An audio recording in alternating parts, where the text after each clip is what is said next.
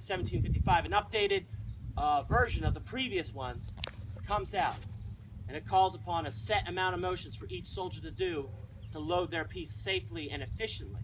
And when an officer wants his men loaded, the first command you will hear is, "Oh, le fusil, en deux, prenez la cartouche."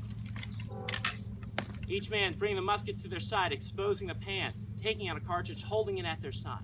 Distrez-la avec le dent. Biting open that cartridge, exposing the powder, getting a little bit in your mouth, doesn't taste very good. Amorcer, pouring a small priming charge in that pan. Fermez la bassinet, shutting that pan. Portez, passez le fusil de côté de l'épée. En deux, en deux. Passing the weapon quite literally to their sword side, their left side.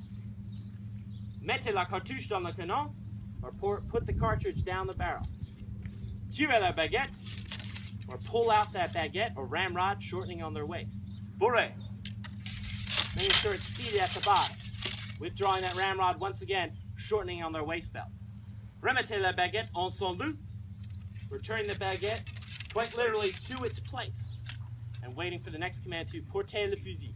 En deux, en deux, en deux. Now, we're also not going to fire whenever we feel like it. An officer will wait till an opportune moment. We might be in the fields of Europe and across the yard. Here come some Hanoverian grenadiers, some of the fiercest troops that walked this earth in the 18th century. We find ourselves on their right flank, 75 yards away. Our officer gives us the command to, "Oh, le fusil, en deux, en deux. Apprêtez le fusil." Each man locking into position, the front rank man taking a step back and kneeling so he can clear the rear rank's fire. The middle rank man, he takes a step back for balance. And the rear rank man, he takes a step out to shoot in between the files. We will then wait for the command to, "En shoot." Each man taking careful aim on a target, and I assure you they are taking careful aim. Each well-trained French soldier can hit a man-sized target at 100 yards. They'll wait quietly and patiently for that last order to, "Look!" Each man firing off at once, stepping back up to that loading procedure. Mettez le chien en son repos, fermez la bassinet, portez le fusil. En deux, en deux. Now this works very well in the fields of Europe. It works pretty well in the fields of America where you can find them. But for those who are paying attention, what do these French soldiers come back to in 1756? We'll do this in a matter of 10 to 15 seconds. And when those guns are loaded, each man will bring his musket back up to that poised position so their officers know that they are in fact loaded and ready to fire. The front rank man will fully cock his musket, so all he needs to hear is, "En shoot!" And now, we might have instead Connecticut provincial soldiers. They cross over the field in front of us, 50 yards away, shining in their bright red coats. But if there is a malfunction, he can pass that weapon back so he does not have to work. Now, up and down the lines, it's not just one marksman shooting, it's an entire company's worth of marksmen shooting. So if one line is not shooting, the other lines are. And on slightly humid days like this, powder's a little temperamental.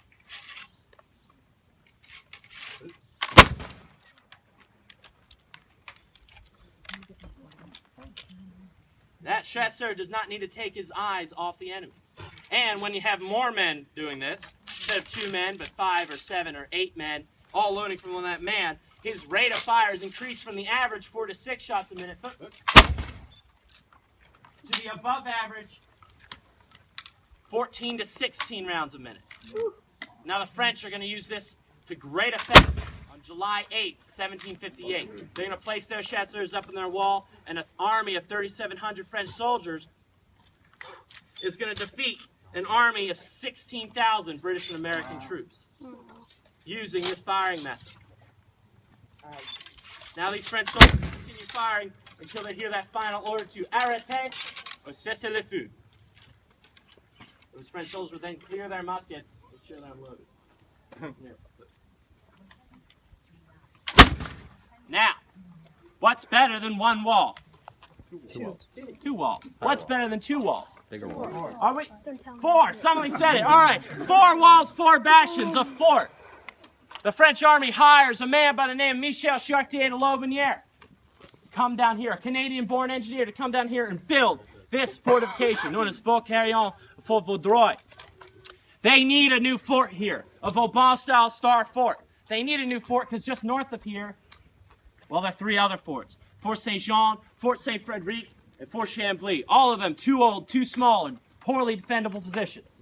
Just south of us, the bottom Lake George builds an army of 10,000 British and American troops.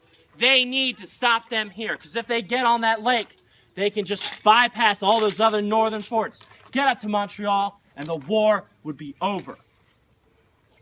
So, what's better than 1 fort? 2 forts. 2 forts. What's better than 2 forts? 4 forts. How about 3 forts? So, Michel Chartier de Lotbinière is not going to be spending a lot of time here. He's instead going to be at the top of Lake George, building another fortification there. A flying camp to oppose any sort of landing. And on top of that, sending out raiding parties and scouts to figure out what those dastardly British and Americans are up to.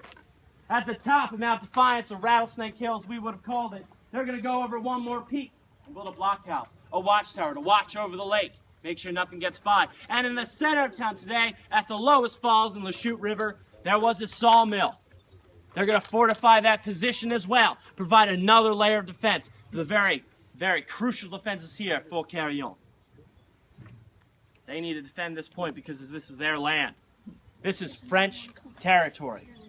And it's up to these French soldiers shedding their blood and sweat that allows them to defend their land for at least 1 more year, to make sure that army does not cross this point. So their land will remain their land. Now, before I let you go, us French soldiers here will be sticking around after this to answer any sort of questions you might have. And I know some of you want to take very lovely pictures with the soldats.